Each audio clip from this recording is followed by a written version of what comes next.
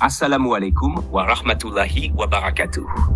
Aujourd'hui, je veux parler avec toi d'un sujet délicat mais important. Comment couper un lien en silence, sans réagir et sans conflit?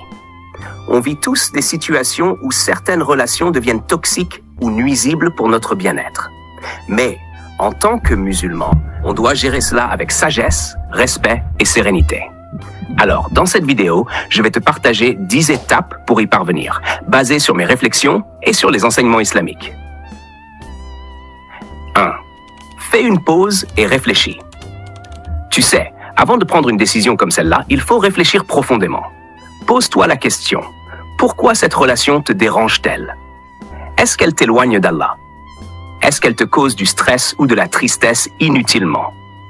Si oui, peut-être qu'il est temps de prendre tes distances.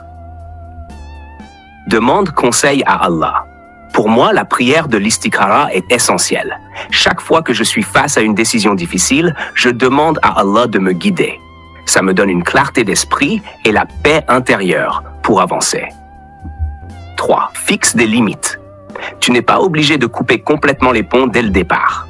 Parfois, établir des limites suffit. Moi, par exemple, j'évite de me mêler à des discussions inutiles ou à des sujets qui m'éloignent de ma tranquillité. Si tu fais ça, tu verras que la relation devient moins pesante. 4. Ne réagis pas aux provocations. Ça, c'est dur, je vais pas te mentir. Mais ne pas réagir, c'est une grande force. Si quelqu'un te provoque, respire, garde ton calme et ne réponds pas. Parfois, le silence est la meilleure réponse. Personnellement, ça m'a beaucoup aidé à préserver ma paix intérieure. 5. Crée une distance progressivement. Ce que je fais souvent, c'est diminuer les contacts petit à petit. Moins de messages, moins d'appels, moins d'interactions. Tu verras que cette distance naturelle permet de couper le lien sans créer de conflit. 6. Remplis ton temps avec des choses bénéfiques. Lorsque tu t'éloignes de quelqu'un, il y a un vide. Et ce vide, il faut le combler avec des choses qui te rapprochent d'Allah. Par exemple, j'aime lire le Coran, apprendre de nouvelles invocations ou simplement méditer sur les bénédictions qu'Allah m'a données. 7. Choisis bien ton entourage. C'est important de s'entourer de personnes positives. Moi, j'ai remarqué que lorsque je suis avec des gens qui m'encouragent à être meilleur, ma vie devient plus paisible. Alors, choisis des amis qui respectent tes choix et t'inspirent dans ta foi. 8. Reste toujours respectueux. Même si tu coupes un lien, n'oublie pas de rester poli et bienveillant. L'islam nous enseigne de ne jamais humilier ou blesser quelqu'un, même si on prend nos distances. Alors, si tu croises cette personne, un sourire ou un simple « Assalamu alaikum » peut suffire. 9. Sois patient avec toi-même. Couper un lien, ce n'est pas toujours facile. Tu peux ressentir de la culpabilité ou de la nostalgie, et c'est normal.